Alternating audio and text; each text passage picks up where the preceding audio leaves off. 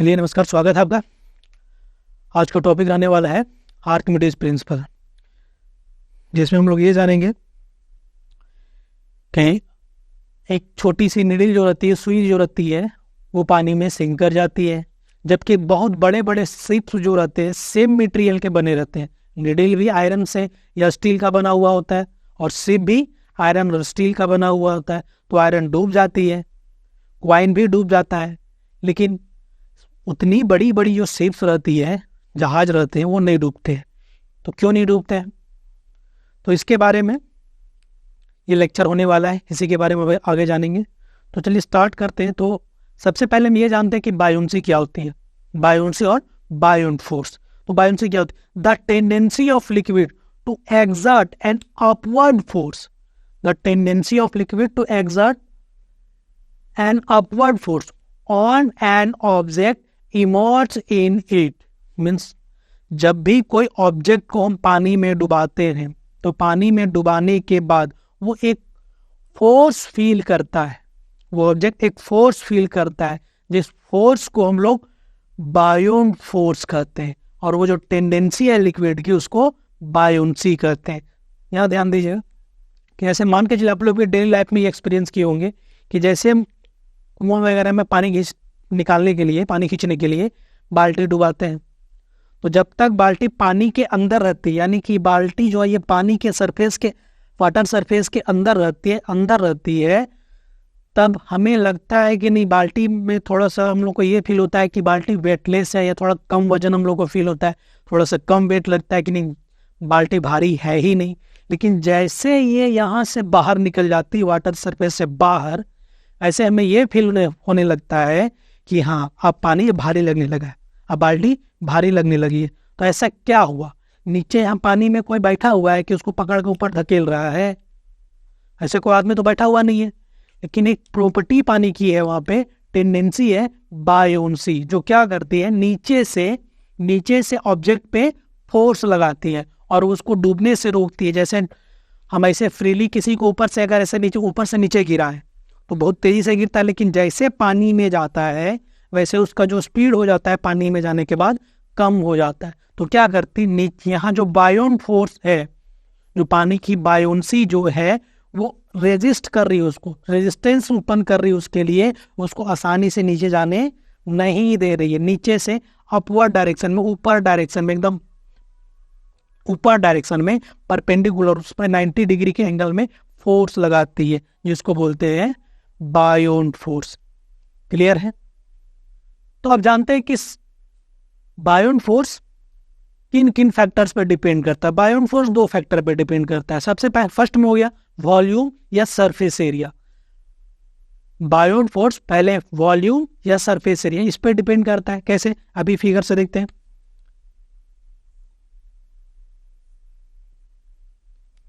ये कोई बर्तन, इसमें पानी भर देते हैं, एक बीकर लेते हैं, इसमें पानी भर देते हैं, फिर से भर दिए। अब इसमें कोई ऑब्जेक्ट को डुबा देते हैं,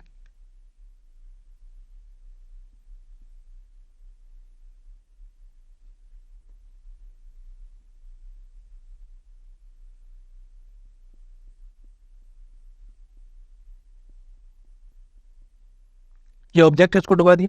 इस फिगर को ध्यान से देखिए। इस फिगर में क्या है, बायोन्ट फोर्स कहाँ से कहाँ तक लग रही है, यहाँ से यहाँ तक बायोन्ट फोर्स काम कर रही है।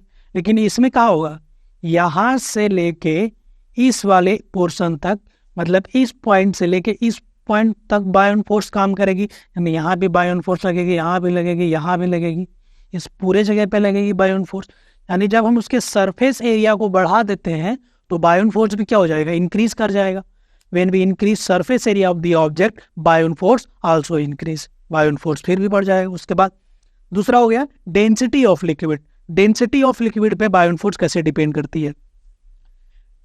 अगर लिक्विड का डेंसिटी या फ्लूइड का डेंसिटी ऑब्जेक्ट के डेंसिटी से कम हो, क्या ऑब्जेक्ट का डेंसिटी लिक्विड के डेंसिटी से कम हो, तो जो भी चीज उसमें हम डाले हैं, जो भी ऑब्जेक्ट हम उसमें डाले हैं, वो फ्लोट करेगा।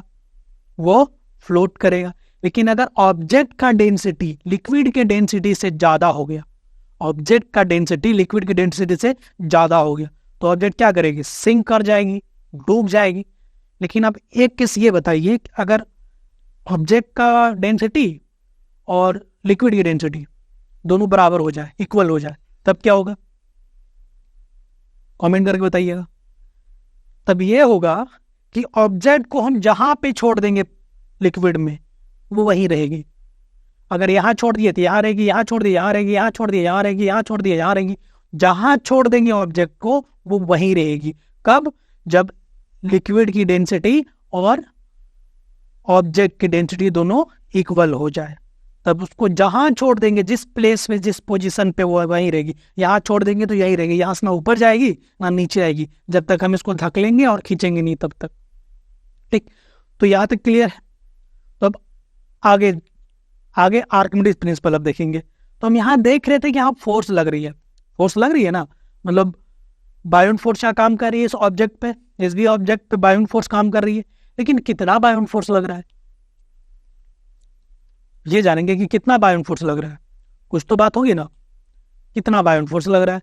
तो ये कितना अमाउंट में, कितना न्यूटन में बायोन फोर्स लग रहा है, कितना बायोन फोर्स लग रहा है, इसके बारे में बताए आर्किमिडीज प्रिंसिपल। इसके बारे में पढ़ने के लिए जानेंगे आर्किमिडीज प्रिंसिपल। वो साइंटिस्ट नहीं थे, वो एक फिलोसोफर थे। तो उन्होंने बताया बायोन फोर्स को कैलकुलेट करने का तरीका, कैसे कैलकुलेट करेंगे। चलिए देखते हैं आर्किमिडीज प्रिंसिपल। आर्किमिडीज प्रिंसिपल का स्टेटमेंट ये है कि व्हेन एन ऑब्जेक्ट फुली और partially immersed in it, it experiences a Baryon force which is equal to the weight of displaced water। मतलब कि जब भी कोई ऑब्जेक्ट को लिक्विड में इमर्स करते हैं तो बायोन फोर्स काम करती है ना। तो जब हम ऑब्जेक्ट को लिक्विड में डुबाने के बाद क्या होगा कि जो वाटर लेयर है, या पूरा, अगर जैसे पूरा बर्तन भरा हुआ है, ठीक, पूरा भरा हुआ है, तो जब हम उसमें डुबाएंगे, इधर ध्यान, जब उसमें हम डुबाएंगे तो कुछ पानी होगा कि ओवरफ्लो करके यहाँ से बाहर निकल जाएगी, कुछ पानी इधर से भी बाहर निकल जाएगी, ओवरफ्लो करके कुछ इधर से भी बाहर निकल जाएगी। मतलब जब पूरी भरी हुई है, इसमें ऑब्जेक्ट डुबाएंगे तो पानी कुछ बाहर निकल जाएगा। जैसे हम लोग डेली लाइफ में देखते हैं कि बाल्टी भरी हुई है, उसमें में से करके कुछ जग मग जो भी था उसमें डुबाए तो कुछ पानी बाहर निकल गई। ठीक, जब हम उसमें डुबा रहे हैं तो कुछ पानी बाहर निकल गया। पूरा डुबा रहे हैं या थोड़ा सा डुबा रहे हैं, पानी तो बाहर निकलेगा ही, अगर भरी हुई है पूरा। तो अगर भरी हुई नहीं है तो जितना दूर तक डुबाएंगे तो हो सकता है उसका लेयर बढ़ जाए। अगर आधा पानी भरा हुआ है तो हो सकता है लेयर बढ़ जाएगा उसका डुबाने के बाद। ऐसा कौवा ना कहानी सुना होगा सभी को, जैसे वो कंकड़ डाल के लेयर को ऊपर ले आया था, बस वही कि इसमें हम डुबाने के बाद कुछ पानी बाहर निकल गया। तो जितना पानी बाहर निकला है उसको हम वेट कर लेंगे, उसका वेट निकाल लेंगे। तो वेट निकालने के बाद जितना वेट आएगा उतना ही बायोन फोर्स काम करेगी, उतना ही बायोन फोर्स लगेगा। मतलब जितना पहले ऑब्जेक्ट को डुबाने के बाद कुछ पानी बाहर आया, बाहर आने के बाद पानी को हम लोग वेट कर लिए, वेट करने के बाद जितना पानी का वेट हुआ वही वेट बायोन फोर्स होगा, जितना वेट आया वही बायोन फोर्स। आर्किमिडीज साहब का ये कहना था। और क्या, weight of 1 kg mass of water, अगर 1 kg मास लेते हैं वाटर का, उसमें जो वेट होगा उसका वो 10 न्यूटन होगा। उसका वेट कितना होगा? 10 न्यूटन होगा। तो आर्किमिडीज का कहना ये था। समझ में आ गई? चलिए अब आगे।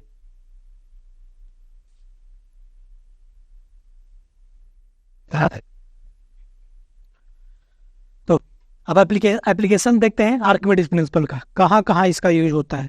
तो सबसे फर्स्ट में यूज होता है use to determine relative density of substance. कैसे यूज होता है इसका? जैसे कोई लिक्विड ले लिए, उसमें मान के चलिए मेरे को इस मार्कर की डेंसिटी पता करनी हो कि उससे ज़्यादा है या कम है। अगर मार्कर उस लिक्विड पे फ्लोट कर गया तो समझ जाएंगे कि मार्कर की डेंसिटी उस लिक्विड से कम है। अगर मार्कर सिंक कर गया तो मार्कर की डेंसिटी उस लिक्विड से ज़्यादा है। फर्स्ट एप्लीकेशन में। सेकेंड हो गया use in designing ships and submarine, ships और सबमरीन के डिजाइन में इसका यूज होता है, अभी आगे देखेंगे इसके बारे में। थर्ड में in lactometer for determining purity of milk, milk की प्योरिटी को चेक करने के लिए जिस डिवाइस का हम लोग यूज करते हैं उसका नाम है लैक्टोमीटर, ठीक ना, इसमें इसका यूज होता है। उसके बाद आगे देखते हैं वाई ऑब्जेक्ट फ्लोट और सिंक, कोई भी ऑब्जेक्ट फ्लोट और सिंक क्यों करती है। तो जब भी ऑब्जेक्ट को लिक्विड में डाला जाता है ना, तो उसमें दो फोर्स काम कर रही होती है, ठीक।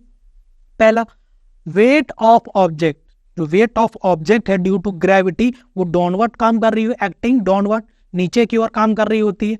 और एक और है बायोन फोर्स, बायोन फोर्स का जब हम लिक्विड में ऑब्जेक्ट को डुबोते हैं तो डुबाने के बाद वेट तो नीचे काम कर रही है, लेकिन बायोन फोर्स उसके जस्ट अपोजिट ऊपर साइड में काम कर रही है, कुछ इस टाइप से।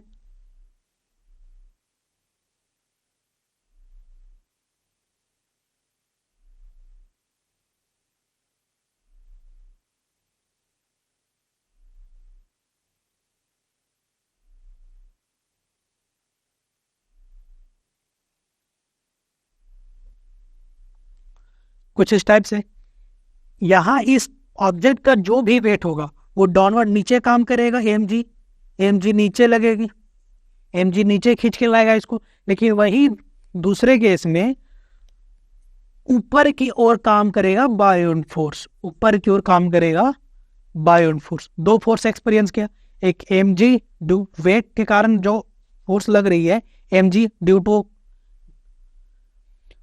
ग्रेविटी की वजह से।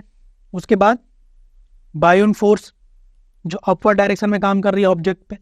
तो अब कोई भी ऑब्जेक्ट फ्लोट कब करती है और सिंक कब करेगी, एक तो डेंसिटी हो गई, डेंसिटी पे डिपेंड कर रहा था कि डेंसिटी अगर कम होगी तो फ्लोट करने लगेगा। लेकिन अब यहां हमको इसको फ्लोट करवाना है, तो हो ना हो फ्लोट करने के लिए ये जरूरी है कि अगर फ्लोट करवाना है हमको, तो फ्लोट अगर हमें फ्लोट करवाना है तो जो वेट होना चाहिए ऑब्जेक्ट का, ठीक, जो वेट होना चाहिए ऑब्जेक्ट का वो कम होना चाहिए, ज्यादा होना चाहिए, बायोन फोर्स से कम होना चाहिए, ज्यादा होना चाहिए, ऑब्वियस सी बात है, कम होना चाहिए। तो वेट बायोन फोर्स से कम होना चाहिए। यानी कि अगर बायोन फोर्स ज्यादा होगा, इसको दूसरे केस में समझते हैं, दूसरे सेंस में, अगर बायोन फोर्स वेट से ज्यादा हो गया, अधिक हो गया, तो फ्लोट कर जाएगा। अगर तो सिंक, अगर उसको डुबाना है तो बायोन फोर्स क्या होना चाहिए, कम होना चाहिए उसके वेट से, तब वो डूब जाएगा। और बायोन फोर्स बढ़ाते कैसे, उसके सरफेस एरिया को इंक्रीज कर देंगे तो बायोन फोर्स बढ़ जाएगा। अभी अब अगर सरफेस एरिया कम कर देंगे तो बायोन फोर्स कम हो जाएगा, वेट बढ़ जाएगा। लेकिन अगर क्या हो, जब बायोन फोर्स और वेट फिर से इक्वल हो जाए, पिछले केस में देखे थे कि डेंसिटी दोनों की इक्वल हो गई थी, वाटर का भी और ऑब्जेक्ट का भी, तो जहां छोड़ दिए थे वहीं रह गया था। तो इसमें भी अगर बायोन फोर्स वेट के इक्वल हो जाए तो जिस प्लेस पे छोड़ देंगे वो वहीं रहेगी, यहाँ छोड़ देंगे तो यहाँ रहेगी, यहाँ छोड़ देंगे कहीं भी छोड़ देंगे वो वहीं रहेगी, ऊपर नीचे कहीं नहीं होगी, अगर बायोन फोर्स वेट के इक्वल हो जाए। चलिए देखते हैं why ship float, ship float क्यों करती है। तो जो शिप रहती है ना, शिप का जो डिजाइन वो अंदर से पूरा खाली रहता है, अंदर कुछ नहीं रहता, अंदर पूरा हवा भरी हुई रहती है, अंदर ये पूरा खाली रहता है और खाली जगह में एयर भरी हुई रहती है, जिससे ये होता है कि एयर का डेंसिटी ऐसे वाटर का डेंसिटी से कम है, जिस वजह से इस पूरे शिप का एवरेज डेंसिटी वाटर का डेंसिटी से कम हो गया और वो फिर फ्लोट करने लगता है। अंदर वाला ये मैक्सिमम पार्ट इसका खाली रहता है, जिस वजह से यहाँ पे एयर फील रहती है, एयर भरी हुई रहती है। ठीक, क्लियर है। जैसे हम लोग देखते हैं बस में भी क्या होता है, मैक्सिमम पार्ट तो खाली ना रहता है, हम लोग जाके बैठ जाते हैं तब भरती है बस, बाद बाकी मैक्सिमम पार्ट तो खाली रहता है। ऑटो वगैरह इसका भी मैक्सिमम पार्ट खाली रहता है, उसको भी अच्छे से पैक करके, सराउंडिंग उसका बढ़िया से पैक करके उसको भी पानी में फेंक देंगे तो वो भी डूबेगी नहीं, वो भी फ्लोट करने लगेगी। रीजन यही है कि अंदर पूरा वो एयर को ट्रैप करके रखे हुए, और जो एयर ट्रैप हो गया है जिससे उसका एवरेज डेंसिटी वाटर के डेंसिटी से कम हो गया है। यहाँ पे भी वही है, यहाँ एयर ट्रैप है जिससे पूरे सीप की डेंसिटी वाटर के डेंसिटी से कम हो गई। एक रीजन ये होता है। दूसरा रीजन ये है कि सीप का एक मैक्सिमम पार्ट, एक लार्ज पार्ट पानी में डूबा हुआ रहता है। और अभी देख रहे थे कि किसी भी ऑब्जेक्ट को पानी में डुबा रहे तो वाटर को डिस्प्लेस कर रहा था वो, तो यहाँ जब इसको पानी में हम उतार देंगे, पानी में भेज देंगे इसको, तो वाटर को डिस्प्लेस करेगा। और सीप का साइज तो बहुत बड़ा बड़ा होता है, तो जितना बड़ा सीप रहेगा उतने ज्यादा पानी को डिस्प्लेस करेगी, और जितना पानी डिस्प्लेस होगा उतना ज्यादा बायोन फोर्स काम करेगा। तो यानी इसमें क्या होता है कि weight of water displace is equal to weight of ship. तो जितना पानी डिस्प्लेस होगा उसका वेट पूरे सीप के, जितना बड़ा सीप है उस पूरे सीप के इक्वल होगा। क्या? जितना पानी को वो सीप डिस्प्लेस करेगी, जितने पानी को सीप डिस्प्लेस करेगी उसका वेट सीप के वेट के इक्वल हो जाएगा, या फिर ज्यादा भी हो सकता है, कम नहीं। अगर कम हो गया, वेट ऑफ वाटर डिस्प्लेस कम हो गया तो फिर शिप डूब जाएगी। अगर वेट ऑफ वाटर डिस्प्लेस कम हो गया, जितना पानी को वो डिस्प्लेस करेगी अगर वो कम हो गया तो शिप क्या हो जाएगा? शिप डूब जाएगी। लेकिन अगर वेट ऑफ वाटर इक्वल हो जाए या फिर इससे शिप के वेट से ज्यादा हो जाए, अधिक हो जाए, ठीक, वेट ऑफ वाटर इससे ज्यादा हो जाए या फिर इक्वल हो जाए, तब शिप फ्लोट करेगी। अगर कम हो गया तो शिप फिर से क्या करेगी? डूब जाएगी। तो आई होप आप लोगों को आज जितना हम बताएं वो समझ में आ गया होगा। तो कुछ आप लोग के मन में सवाल हो, क्वेश्चन हो तो आप कमेंट करके बता सकते हैं। और आज के लिए इतना ही, मिलते हैं फिर नेक्स्ट वीडियो में।